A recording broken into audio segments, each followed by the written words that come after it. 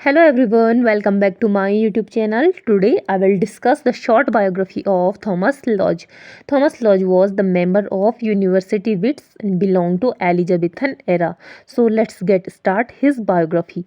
Thomas Lodge was probably born in London in 1557. तो Thomas Lodge का जन्म हुआ था लंदन में 1557 में. His father sir Thomas Lodge, उनके फादर का नाम था sir Thomas Lodge, served as Lord Mayor of London, और जिन्होंने कार्य किया था लॉर्ड मेयर के रूप में लंदन में फॉर द 1562 टू 63. 1562 से 1563 के बीच उनके फादर ने लॉर्ड मेयर के रूप में कार्य किया था. Term and his mother Lady Ann Lodge, और उनकी मदर का नाम था Lady Ann Lodge, who was the stepdaughter of William Laxton. तो जो इनकी मदर थी उनके फादर का नाम था विलियम लैक्सटन, जो कि इनके सौतेले पिता थे.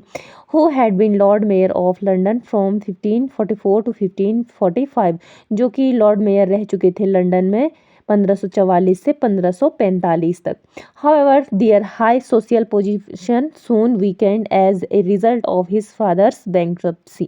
तो जो उनकी मजबूत जो इकोनॉमिक कंडीशन थी और जो सोसाइटी में उनकी इज्जत थी वो धीरे धीरे कमज़ोर हो गई, क्योंकि उनके पिता ने कुछ ऐसे कार्य किए जिनकी वजह से सोसाइटी में उनकी इमेज गिर गई और वो जो है काफ़ी वीक हो गए. Lodge made his first appearance at the University of Oxford about the year 1573. तो 1573 में यूनिवर्सिटी ऑफ ऑक्सफोर्ड में लॉज ने अपनी उपस्थिति दर्ज की. वो ऑक्सफोर्ड चले गए पढ़ाई करने के लिए. And was afterwards a scholar under the learned mister Edward hobby of Trinity college, और बाद में इसके बाद वो जो है ट्रिनिटी कॉलेज गए और इसमें उन्होंने मिस्टर एडवर्ड हॉबी के अंडर में रह के अपनी एजुकेशन प्राप्त की. इन 1578 ही joined Lincoln's Inn London for study of law, और 1578 में उन्होंने ज्वाइन किया लिंकोलन्स इन, जिसमें उन्होंने जो है लॉ की पढ़ाई की, कानूनी अपनी पढ़ाई की. However he left it Midway, और बाद में उन्होंने इसको छोड़ दिया. Went against the wishes of his family and took up literature, और वो अपने फैमिली के अगेंस्ट गए और उन्होंने फिर जो है लिटरेचर में जाना तय किया और फिर वो जो है लिटरेचर में चले गए. Now let's see his literary career and works. He first came to attention in literary circles for his defense of plays in 1580. तो सबसे पहली बार वो लिटरेरी सर्कल में आए थे डिफेंस ऑफ प्ले को लिखने के बाद 1580 में. This pamphlet was written in reply to Stephen Gosson's attack on stage plays. तो इस पैम्फलेट को उन्होंने लिखा था स्टीफन गोसोन के रिप्लाई में. जो स्टीफन गोसोन का अटैक था स्टेज प्लेज पर, उसके रिप्लाई में उन्होंने इसको लिखा हुआ था.